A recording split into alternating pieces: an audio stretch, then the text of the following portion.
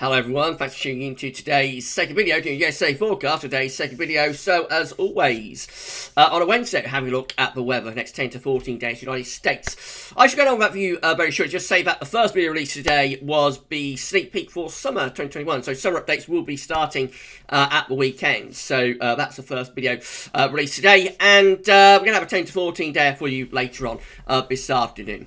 The USA forecast on the European outlooks on a Thursday are YouTube exclusive, so you will need to be subscribed to our channel and click the bell notification icon. You'll be notified when we are releasing these videos. Thank you so much, everybody, for doing that. Right, let's start off with the GFS upper air temperature precipitation ensembles for the next couple of weeks. We're at New York City today. So the red line is a 30-year upper air temperature average for New York. We're starting off with rather above average temperatures at the moment, but we're going to see those upper air temperatures dropping over the next few days. So another cold snap, another cold plunge is coming into the north.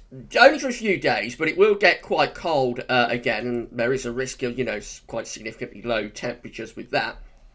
Into next week, the upper air temperatures will lift up. It will become milder on the eastern coast of America, actually becoming very mild for a time. And then temperatures dropping close to average, but with a lot of scatter. So there is a chance, as going to the middle part of March, of yet another cold plunge into East America. But equally, some of these ensemble members are keeping things very mild, and so that's why the ensemble mean actually goes back towards the 30-year average, because there's so much scatter there between the colder and milder ensemble members. What we can say is that there's going to be a lot of dry weather over the next week to 10 days, so plenty of dry and fine conditions during this period just here, when it is also going to be turning much colder, of course. And then as we go into the middle part of March, the precipitation spikes come back. It could turn very unsettled with heavy rain, and if it gets cold enough, the risk of some snow as well.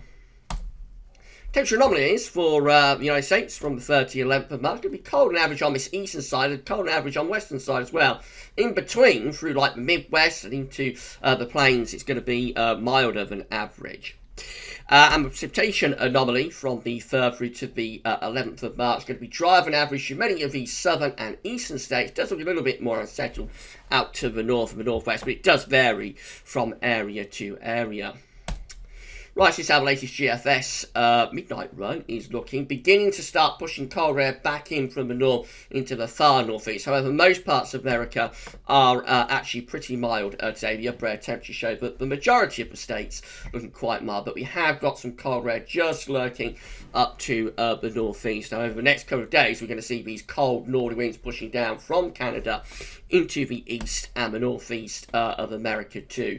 Could be some very significant snow up in these northern and northeastern states. Meanwhile, out in the west, we're going to have this ridge of high pressure through the Midwest and out into the plains, so that's the reason not as cold through there. And also a little bit more unsettled over towards the west and northwest of America. Rare temperatures look like that for Saturday, so yes, really plunging those cold temperatures back in from Canada into the Midwest and also into the east of the northeast as well. But out in the west, in the Great Plains, out to the western part of America, it does look a lot milder there, although the far west and northwest is actually a little bit on the colder side. So every weekend into next week, we'll see this ridge of high pressure sort of toppling in from the west. That's going to start to cut off that northerly flow there. And it will be cold under that ridge. There'll be some very significant night frost, I would have thought. Low pressure out in the west starting to drag up some milder air from the south into parts of the Midwest. Through to middle of next week, quite a significant area of low pressure developing in the northern part of America and begin to push eastwards as well. That will bring up some very mild air from the south on the eastern side of that low. Something a little bit colder will start to pull in around the back of the low. Wednesday, we'll see the high pressure moving away towards the Atlantic, again drawing up this very mild southerly wind through the east side of America, but out in the Midwest, we'll have this low pressure, which will bring heavy rain on its eastern side and turn into significant snow again on the northern and western side of that area of low pressure. That low pressure goes scooting off up towards Canada through the second half of next week, drawing up very mild air up the east coast for a while anyway. And then by the time we get towards day 10, we've got this ridge of high pressure beginning to reform. May never get all that cold on the east coast actually through the second half of next week. Another quite significant area of low pressure there through the Midwest as we get through into Saturday 13th of March. Out again pushing eastwards, drawing up mild air on the southern side of below, cold air being drawn in around the back of below. All the time we have higher pressure out towards west. So there is an area of low pressure here as we're in extended range now into the middle of March. Area of low pressure around California could bring some quite significant rain through there. Heading up towards the end of the GFS midnight run, we look like that. So still generally quite mild, I think, for most parts of America at this point. The upper air temperature showing the coldest air being pushed back up towards Canada. Most parts of the states looking quite mild, and out in the west and the southwest actually looking quite hot there.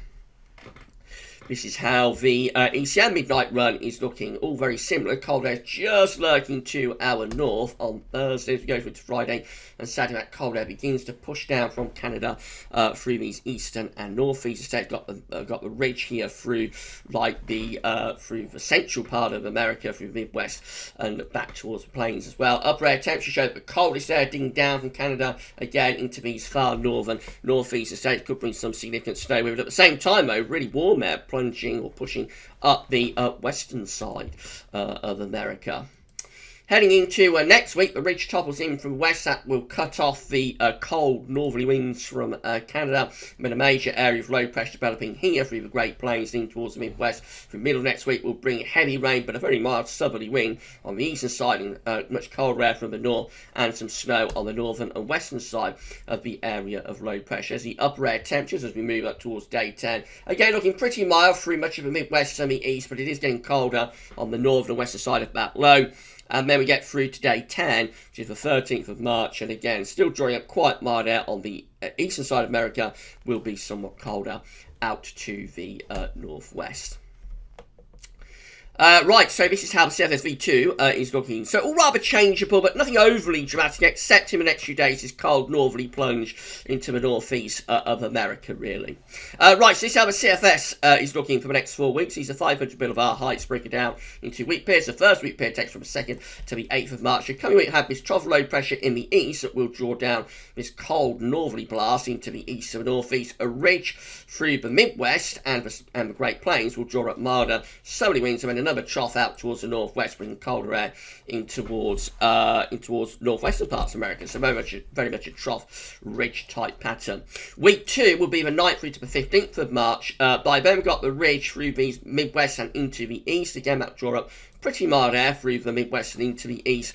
Lower pressure out to the west will bring something a little bit cooler and more unsettled into the west and into the northwest. Week 3 is going to be the 16th to the 22nd of March. Low pressure through the northern states, high pressure through the southern states, probably bring the jet stream more or less from west to east across America there. And then we go through to week 4, which is going to be the 23rd to 29th of March. A ridge in the east and the southeast that will draw very mild air up into the eastern and southeastern side of America. At the same time, low pressure out to the northwest will keep things pretty cool and unsettled into the west and the northwest probably. Temperature anomalies for week 1 from the 2nd to the 8th of March, generally above average through most parts of the state, especially the Midwest out into west, but it will be colder in the southern and eastern states once again. Week 2 just looks generally very mild away from the west where it's colder, generally very mild in week 2, the 9th through to the 15th of March, with significantly above average temperatures. Week 3 also looks cold on average out in the west, mild on average in the north and the northeast and in the southeast, otherwise near normal temperatures. And then week 4, which is going to be the 23rd to 29th March, again just a little bit colder down the western side in the northwest. Most parts of America though looking quite mild again into week 4. Precipitation wise, finally, so week 1, 2nd to 8th of March, just generally dry of an average really across most parts of America. The far southeast a little bit wetter though. Week 2 is the 9th to 15th of March, again dry of an average in the far east and southeast, wet an average through the Midwest and up into the northern states, a little bit on the drier side out to the west. And then week 3 is the 16th to 22nd of March, so dry of an average through the southern states, otherwise near normal precipitation, a little bit wetter I suppose towards the east coast. And then lastly, week 4 is going to be the 23rd to 29th of March, dry of an average in the southern states, a little bit wetter than average through the Midwest and out in the west as well. So it's a mixed bag, but once we get this northerly plunge out of the way, like over the next few days, nothing overly cold showing up after that for the east anyway. It looks like it'll turn milder through next week, and those milder conditions could stay then into the middle part of March. Right, so we'll do it all over again next week. That's your USA forecast for this week. Don't forget to check out the summer 2020-21 update or sneak peek. If you'd like to do that ahead of this weekend's commencement of summer updates. And coming up later on this afternoon, we're going to have a 10 to 14 day with all of regular features for the UK and for Northern Europe as well. For the USA forecast this week, though, that's all for now, and thanks.